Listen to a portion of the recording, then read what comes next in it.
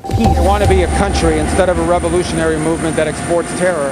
They're going to have an opportunity to do incredible things in Iran. I'm not promising you that that's the choice they're going to make.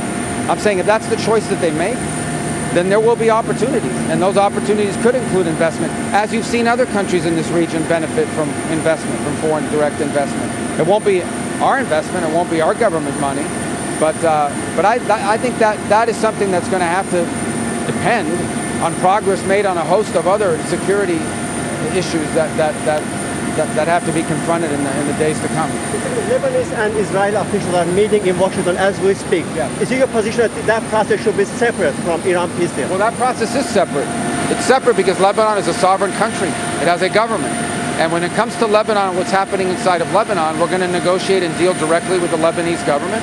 I spoke to President Ayoun along with the Vice President a few moments ago, spoke to him on Friday. Their people are there now on the ground directly.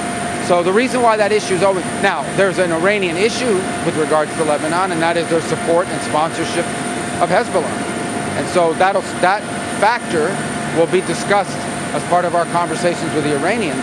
But as far as the future of Lebanon belongs to the Lebanese people through their sovereign elected government. And that's who we're going to be working with.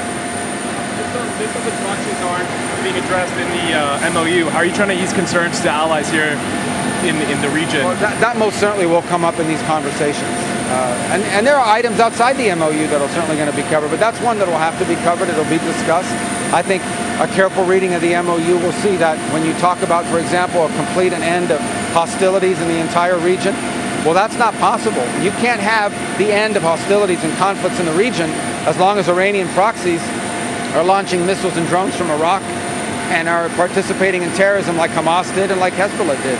So I do think it's covered by the MOU, and it is an issue that will be gotten to at the appropriate time in these negotiations. Let me ask you about Hormuz, if possible. Can the U.S. and allies, can they guarantee navigation, freedom of navigation in the Strait? Well, that's the law. It's an international waterway. No country is allowed to charge tolls or fees on an international waterway. That's existing international law. That's the way it is in international waterways all over the world, and that's the way we expect it'll be here. So I don't think we have anybody to convince around here in that regard. I think all the countries in this region would agree with us. All right? See you tomorrow. Thank you.